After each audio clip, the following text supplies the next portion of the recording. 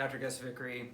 I'm in my office. It's Friday afternoon, and we've got to talk about healthcare. I mean, how crazy is the current healthcare system? Raise your hand if you have had a potential challenging experience with our healthcare system.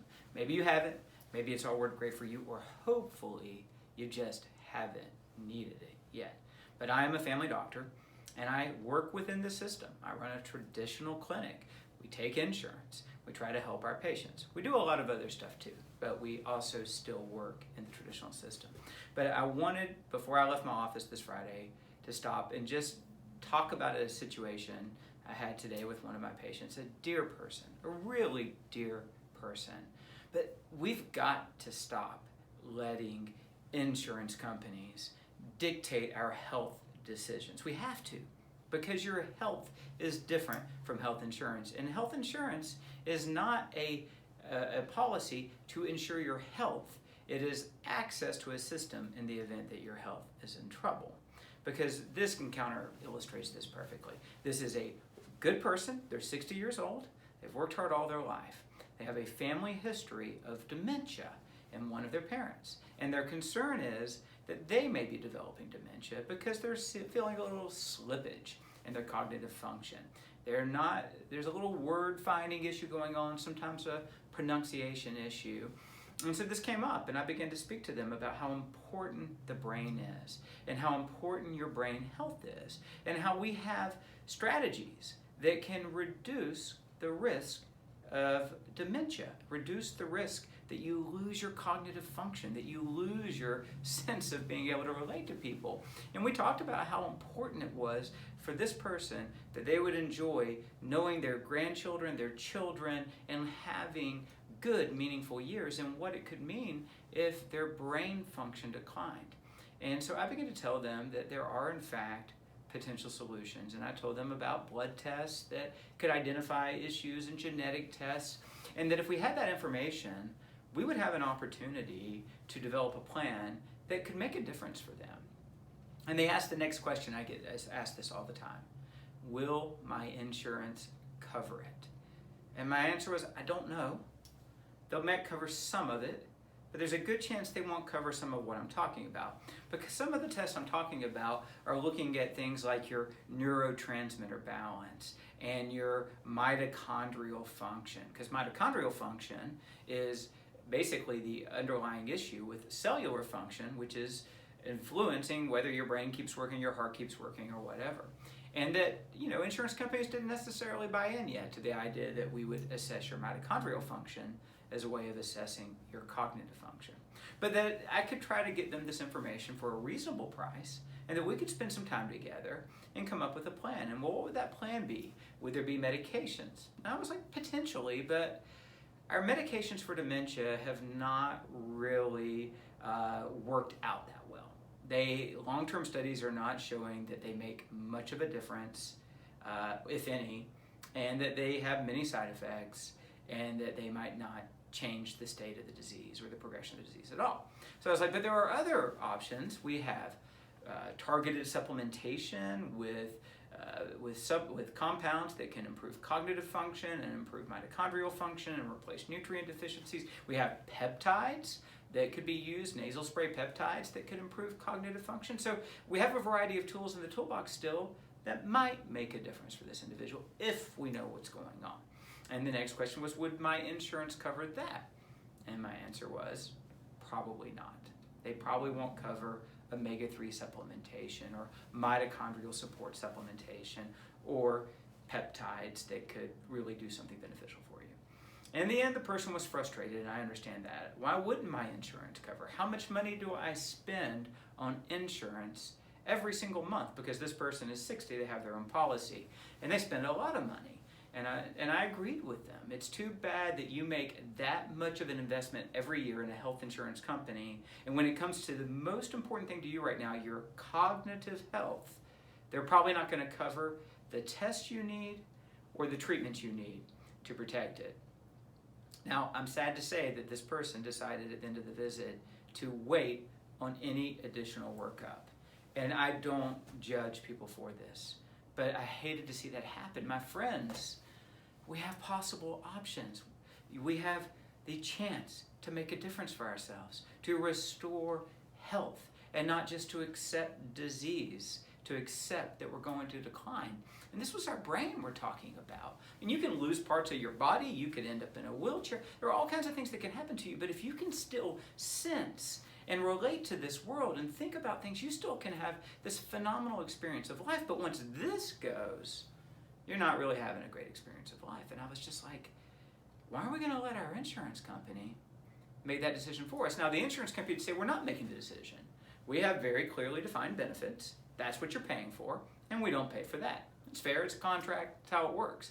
So I'm not blaming the insurance company. They sold them a product, and the product covers what it covers. I think it's a shame because the cost of dementia year after year, once this person, if they did, say, get Alzheimer's, their cost to the insurance company will be far more than what it would cost them to potentially do what I'm talking about. My point, I have different videos I'll create to explain the dementia model and what you need to know, because I think everybody needs that information. My point today is about the healthcare system, because it just flips my lid that I have a patient walk out not getting the help they could get about their actual brain, primarily because the insurance company that they spend so much money on defines this as not medically necessary. And that hurts, because I know what could be. Now, this person may or may not be developing dementia. I think they might be, to be honest with you. And that's why it really bothers me. So I wrote this hard to read graph up here. And this is what you have to understand about the healthcare system, all right? And please think about listening to this. Even if you don't really care about the healthcare system, listen to this, because it's taking a fortune out of our pockets, and it's not helping us get healthier.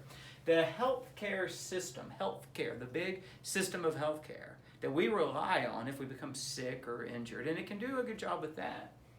Its dominant influences, the agenda of healthcare is primarily influenced by pharmaceutical companies and insurance companies. Right? That is where the influence is, okay? Pharmaceutical companies, last I checked, are the number one lobbyer of the federal government. They spend a fortune on our policymakers, on our politicians. The number two lobbyer of the federal government, insurance companies. Right? Now, pharmaceutical companies are now buying, or pharmacy companies are buying insurance companies, meaning you have it like CVS Caremark purchasing Aetna, and then you have Walmart purchasing Aetna. So now you have the pharmaceutical delivery industry, the biggest lobby of the federal government, buying the actual delivery mechanism for health access, the number two lobby of the federal government. So who do you think is controlling the agenda in healthcare, in the office? Now, what I'm not impugning here is your physicians and the people who are just trying to work every single day. What I'm telling you is that when you come into our offices and you're using your traditional insurance card, these guys are running the show. And that's not what's supposed to happen. It's supposed to be about you and your health need. And if you have a trusting physician, clinician, how can they possibly help you? So these are the big players in healthcare. Now, underneath that are hospitals and health systems, specialty clinics, and things of that sort. And so here they are, well down the list, but having a significant influence on the agenda of the system. And then down below that, you got doctors and nurses and pharmacists and counselors and all the kind of people who are out there actually delivering the healthcare to you. And way down here at the bottom, at the little bitty, is the little patient, right? That's you, that's me, that's our families, that's our friends, those are our communities. That's where we are in relationship to the system of healthcare. That's why someone who comes in after spending perhaps $25,000 this year on a health insurance policy, who has not gone to the hospital and who doesn't have cancer, comes in to try and get help with their cognitive function, and they can't get a little help on a progressive or proactive treatment plan for that. Because that person isn't driving the agenda.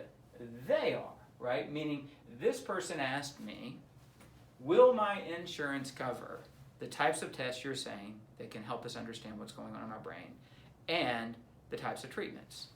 Will they allow me access to the information you're saying you can give me? And will they have a medication covered by my insurance that I could take that could help me if I have this situation, right? Now, what I suggested was that we down here, we might have strategies that actually can move the needle on their brain health, right, and make a difference. But because these guys aren't playing ball when it comes to what I'm talking about, it's off. The deal's off. Now, what the healthcare system, of course, should be is here's you, the patient, right, and you are the top of the actual priority list when it comes to healthcare. And then down here should be pharmaceuticals and insurance, because you, the healthy patient, the optimized patient, really will have minimal need of a health care system, because for the most part, your body and mind will work properly for as long as possible, and there'll come a time where the system breaks down and you die, and that's it, done, over, right? So you won't be spending your life wondering about, oh, how am I going to get access to the healthcare system? Oh, where am I going to get my medications from? What medications are going to save me and keep me alive? I want you to know that I prescribe lots of medicines. I am not anti-medicine. And I do think that health insurance can help people manage financial risk when it comes to their yearly budget and what they have to spend on healthcare. Right? So I'm not demonizing these systems. What I'm saying is they shouldn't be in charge of you and your health. They don't care. You are not their priority at the end of the day. Money is their priority. Whatever marketing slogans they use, it is. And I can promise you, as a physician who works on the inside and works with these guys, they are controlling the agenda. Now today, they had nothing to offer this individual, so we moved the agenda to them to say, hey, I can help you get information that you need. And I can help you with strategies, perhaps, that if you have this issue, might help you solve this, you prevent this problem from progressing or even reverse it. But they're not playing ball with us, and so the game is off. Don't be that person, okay? Now, my hope will be that this individual goes home and thinks about it and says, you know what, this is too important, and says, whatever. What do we have to spend for me to actually know the truth about my health, and what do I have to do to have my best chance? I hope that happens, because they deserve for that to happen. But don't be the person who lets them decide your life for you or your health picture for you. Don't let them define what health is for you. Don't let them determine how you're going to pursue your health. Let them be out there and available if you need them. But let's take the actions that make it say that we don't need them, right? Health insurance was supposed to be about protecting you financially in the event that something major happened. So you could say, hey, look, I can gamble $5,000 a year. Right? Up to $5,000 a year, I could gamble that and not lose my home, not lose my car, not go into debt I can never recover from. So I'm going to go ahead and spend this much money per month so that if the event, something happens to me or one of my family members, the most I have to spend is $5,000, and up to $5,000, I'll just take care of my own business. Thank you very much. That was what was supposed to happen. But then they kept getting deeper and deeper into the process. They started controlling all aspects of how we access healthcare, even to the point of, hey, I think I've got a small bump that needs to be looked at, and I need to go to a doctor and have them look at it, and they're involved in that. Right? So they're crawled all up in the business of our relationship in healthcare. And that's just the way it is now. And, and then ultimately, by virtue of all of this working together and taking your money and then just growing and growing and growing and growing, right, to the point where it's so expensive, you can't take the risk of not having this protection. Because if you do, what used to cost $2,000 will now cost $20,000 or $200,000. And a problem that used to be, yeah, I needed help and I needed to get it fixed, that you could have managed, you can't manage. It'll take your home. It'll take everything you've worked for. So now we're in the business where we're actually having to buy protection from the very system that's there to help us. Meaning we literally are buying financial protection from the system because the system refuses to control itself and reduce its cost and become reasonable again. All right. I know that's a bit of a soapbox moment, but it doesn't matter to me. It's Friday. I had this encounter. I hate to see this happen. Don't put them in charge of your health. You be in charge of your health. And don't let them limit your ability to pursue your health. That does mean you might have to spend your own money outside of what you already spent. And that could feel offensive given what they're charging you for protection, right? But don't let this matrix thing, like, don't be lost in this matrix where you think your health belongs to them. Okay? Be willing to do what you need to do. We'll keep trying to teach the truth of health on these videos. And we'll keep pointing out the perversities of the healthcare system, because you deserve to know what's going on behind the scenes. And you deserve, and share this with other folks. Ask for more. Let's all ask for more together. Let's get more together. Anyway, I don't know what day you'll be watching this. It's Friday. Have a great weekend. Thank you. Have a healthy weekend. And subscribe.